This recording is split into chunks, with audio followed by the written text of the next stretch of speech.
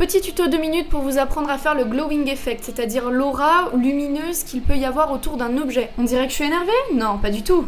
Vous vous trompez, je pense. Je suis juste motivée, ok? Je suis juste motivée. Le tuto le plus court de cette chaîne, sachant qu'il y a 2 étapes pour faire un bon glowing effect. Déjà, vous avez votre calque avec votre couleur de base. Bah là, on va faire les étoiles et la lune, donc je vais appeler ce calque étoile lune. Ensuite, je viens créer un autre calque par-dessus celui-ci. Au-dessus, ça veut dire là et non pas là. Et celui-ci, pour les raisons du scénario, je vais l'appeler glowing du coup. Vous l'aurez donc compris, c'est donc sur ce calque-là que l'on va faire les effets de lumière. Il y a plusieurs façons de faire un glowing effect, voici la mienne. Vous prenez la pipette et vous sélectionnez la même couleur que l'objet. Prenez votre airbrush, mettez la tête la plus ronde possible et la densité moyenne, hein, pas non plus très haute ni très basse. Maintenant, ça va aller très très vite. Je vais te demander de garder ton cam et de regarder attentivement.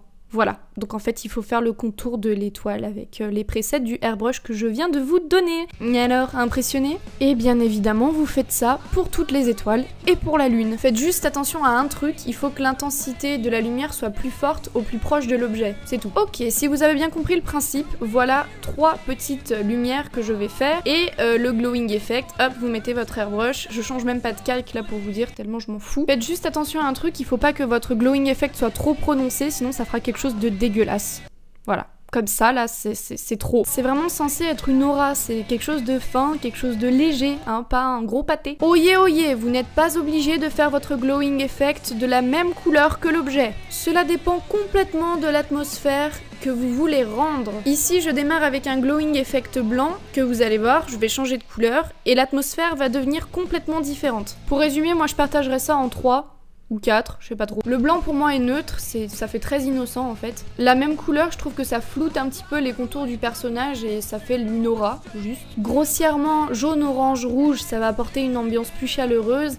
Et très grossièrement aussi, turquoise, bleu, violet, ça va donner une ambiance un petit peu plus froide, un petit peu plus hivernale. On peut faire ce glowing effect avec n'importe quelle couleur, comme vous avez pu le constater, et l'associer avec n'importe quelle autre couleur. Bon, il faut mieux que ce soit dans les mêmes tons, mais vous avez le choix, vous êtes libre de faire ce que vous voulez. Et encore heureux, non mais attends, n'importe quoi. Par exemple ici j'appelle mon calque base, je vais faire une couleur bleue, et puis je vais rajouter le calque glowing que je vais aussi faire de la couleur bleue.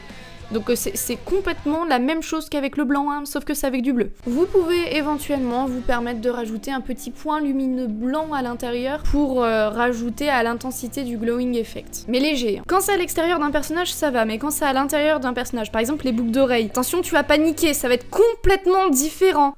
Non, en fait c'est la même chose.